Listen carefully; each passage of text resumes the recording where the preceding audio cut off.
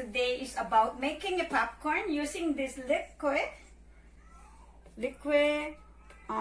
plate or bowl. We bought this online for 150 kroner.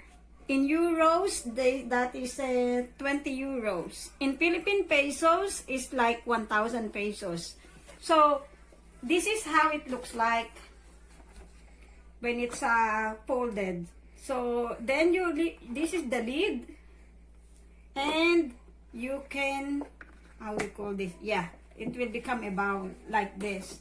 So, sa manual, you will see that you can make a different kinds of popcorn. First is Pretty Woman. In Pretty Woman, that is like only a basic popcorn, so with nothing else. And second, we have a Slumdog Millionaire, where you can add butter and 5 grams of curry powder. So that is Slumdog Millionaire. And then we have a Amelie. Amelie have some special ingredients. Those special ingredients are butter and parsley, tarragon, or chive.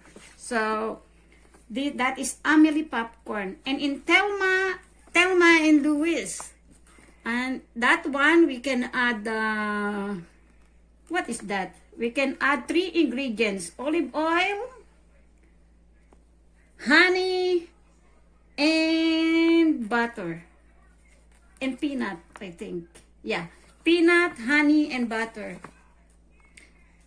No butter. Olive oil.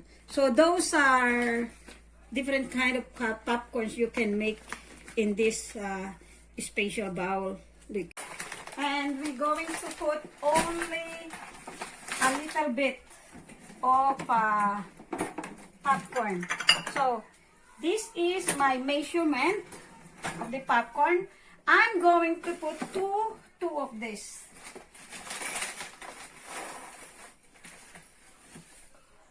No, maybe just one. I will just put one of this because this is only a trial or sample.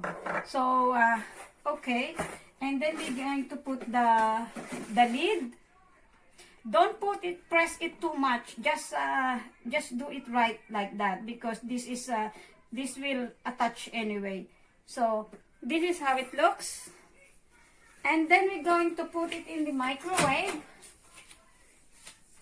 Yeah, for at least 4 minutes. Normally it's only 3 minutes when you cooking a popcorn in a bag. But with this one, at least 4 minutes to make sure. So, I'm going to start.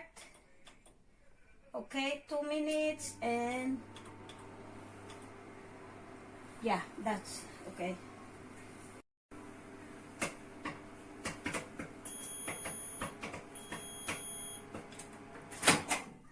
Okay, now it's cooked now. I need to get this. So, it's very hot, so I need to use it. Oh, I put two. You see, I put only a little of popcorn, and it pops up like this. So I will show you. So guys, you see, oh, it's too much. You see, it's very, very hot. And then what I'm going to do is I'm going to put salt on it.